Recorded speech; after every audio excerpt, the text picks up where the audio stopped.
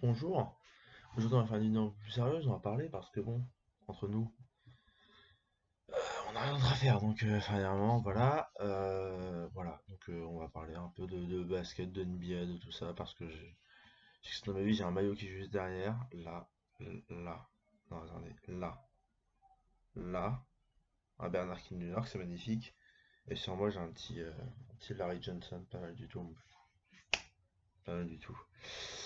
À parler de All-Star Game parce que ça n'a absolument rien à voir avec, ce qui se passe en ce moment, mais c'est pas grave. On va voir ce qui se passe en ce moment.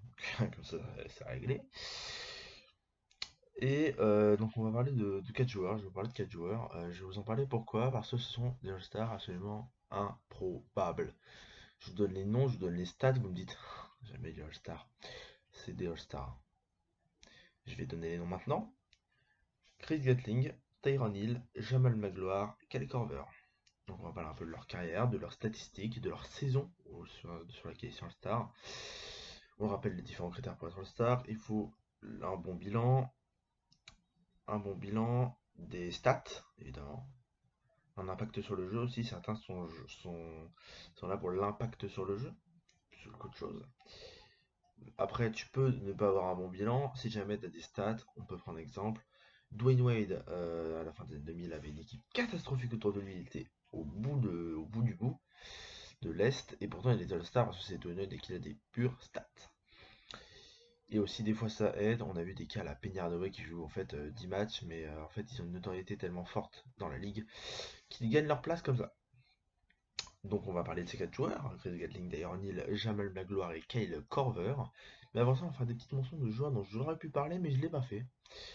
À ne pas comprendre avec un joueur qui est qu'une seule fois All-Star, c'est pas parce que tu n'étais qu'une seule fois All-Star que tu ne l'as pas mérité cette année-là. Chris Kaman fait partie des joueurs qui ont été une fois All-Star, pourtant moi je trouve qu'il mérite, il fait une pure saison cette année-là, il y a un bon bilan, il y a tout ce qu'il faut. Donc voilà. En revanche, je peux mentionner Jeff Teague, hein, qui est All-Star. 4 All-Star Atlanta, on va parler de son coéquipier Kyle Korver, parce que c'est encore pire. Encore pire, ça dépend, j'aurais pu le mettre dans la liste, mais j'ai beaucoup hésité, je me suis dit, est-ce que je mets les deux? Finalement, je ne l'ai pas fait. On aurait pu mentionner qui d'autre?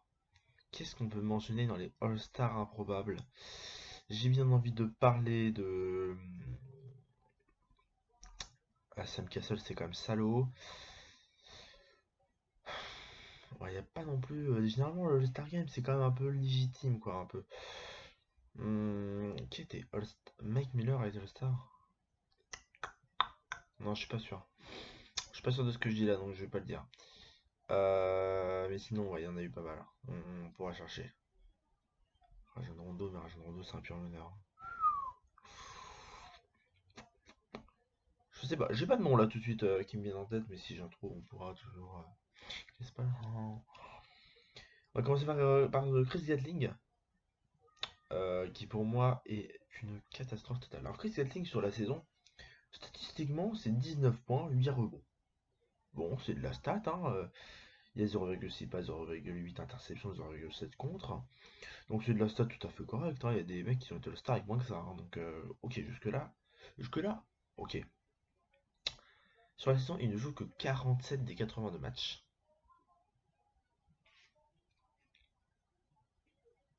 Pourquoi? Je ne sais pas.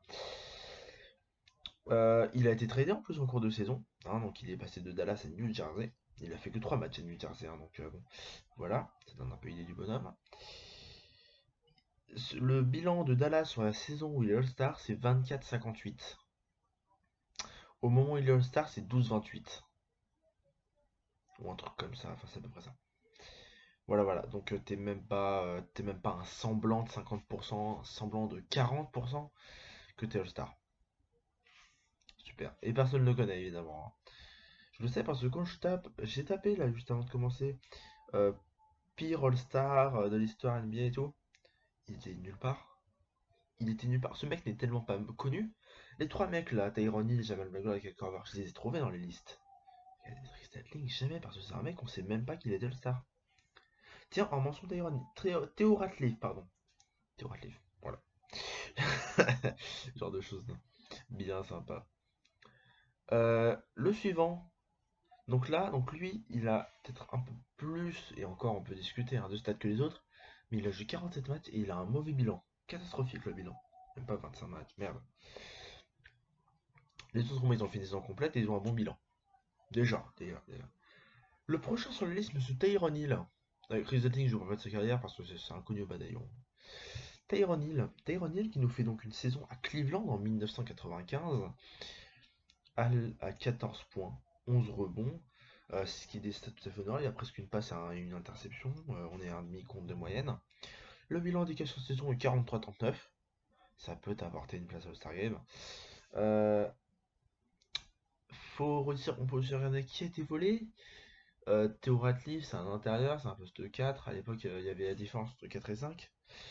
Il y avait qui à l'est sur les postes 2-3, quoi, sur les ailes. Il n'y avait pas grand monde à l'est. Hein. Il y avait Pippen. Il y avait Pippen. Il y avait Pippen. Chuck Person, peut-être. Peut-être Chuck Person, mais j'en suis vraiment pas sûr. Larry Johnson. Horace Grant. Charles Oakley. Je dis pas forcément que c'est devant ou derrière, hein, je dis juste voilà. 95, c'est la saison rookie de Grand Hill. Glenn Robinson, mais je crois qu'il est un peu trop juste hein, sur sa première saison. Sixers, c'est à Witherspoon, mais alors ça c'est une blague. Les Cavs, c'était Ron Hill. Sean Kemp, il est encore à l'ouest. Les Celtics, ils ont. Freddie Lewis, il est mort. Je sais pas. Eric Fox, mais c'est pas le star ça. Les Hawks, les Hawks, les Hawks. Il n'y a pas grand monde aux Hawks. Hein. S'il y a peut-être encore Kevin Willis, mais c'est un peu ric-rac. Hein. Je vais être honnête. Le Heat, il n'y a personne. Les Hornets, bah, il y a Larry Johnson, on l'a dit. Les Knicks, bah, oh, il y a Anthony Mason. Il y a Anthony Mason. Il y a peut-être Anthony Mason. Pas mal Anthony Mason. Hein. Sinon, c'est de tout. Net, il y a Derrick Coleman. Il y a Derrick Coleman à cette époque. Putain, il a volé la base du monde, Tyrann Hill. Hein. Puisqu'avec tous les backups, en plus les wildcards et tout ça.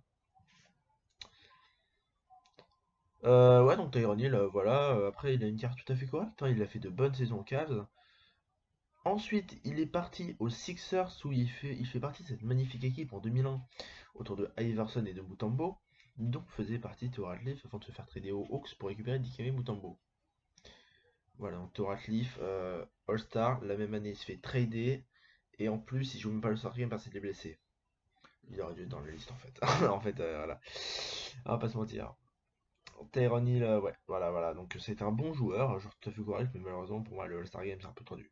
Après 14 points, 11 rebonds, bah, c'est des stats, hein. Voilà. Jamal Magloire de la maison. De la maison Charlotte, hein. Et même pote. De la maison Charlotte. Jamal. Enfin, c'est plus la stabilisation de New Orleans à cette époque, puisqu'il jouait avec les New Orleans Hornets. Parce que je ferai une vidéo dans le mois et demi qui arrive sur cette histoire entre New Orleans et Charlotte. On verra.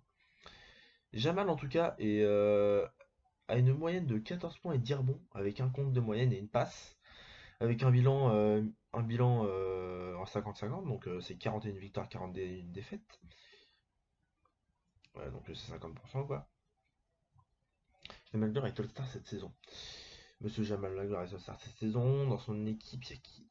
Parce qu'on est sur la saison 2003-2004, qui est accessoirement la saison rookie de LeBron, Wade, Anthony, Bosch. Peut-être qu'on fera une vidéo sur les drafts, peut-être. On la note. On va noter toutes les idées qui nous viennent. Attendez. Je note des idées. Oh, ça peut toujours servir. New Orleans, Hornets, Charlotte. Et une vidéo sur les grands drafts. En plus, comme ça, on verra bien. De toute façon, c'est du YOLO time. Et donc voilà, donc Jamal Magloire qui fait une bonne saison régulière cette année-là. Faut savoir qu'un an plus tard, les Hornets vont avoir un bilan catastrophique et vont réussir à avoir un haut pic de draft qui leur permettront d'avoir le joueur Chris Paul. Pas mauvais, il se débrouille bien en basket. À la banque aussi, il se débrouille très bien pour avoir de l'argent. Hein. Il se débrouille très très bien. Il se débrouille très très bien pour avoir des sommes astronomiques alors qu'il est trop vieux pour en avoir. Monsieur Jamal Magloire qui va donc être qui est un joueur tout à fait correct, un bon role player, qui va faire de bonnes saisons un peu partout où il est passé.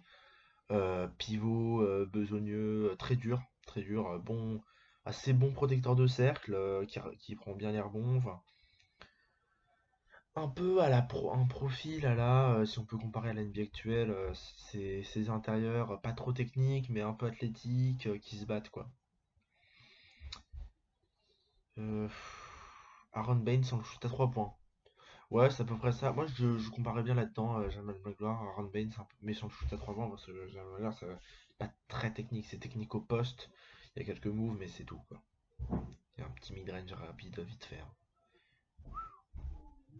Donc voilà, monsieur Jamal. Bon joueur, voilà. J'aime beaucoup Jamal Magloire, personnellement. Mais bon, Star, c'est abusé. Quatrième client, monsieur Kyle Korver, et je peux en même temps parler de son copain Jeff Teague, même si j'ai pas autant les stats que monsieur Kyle Korver. Donc les deux, alors eux en fait, s'ils le sont, All-Star c'est plus par bilan collectif. Faut savoir que c'est une année où on est donc en 2014-2015. Cette année, les Hawks font une saison à 60 victoires pour 22 défaites. 60 victoires, 22 défaites, t'es dans la même conférence que les Cavs de LeBron.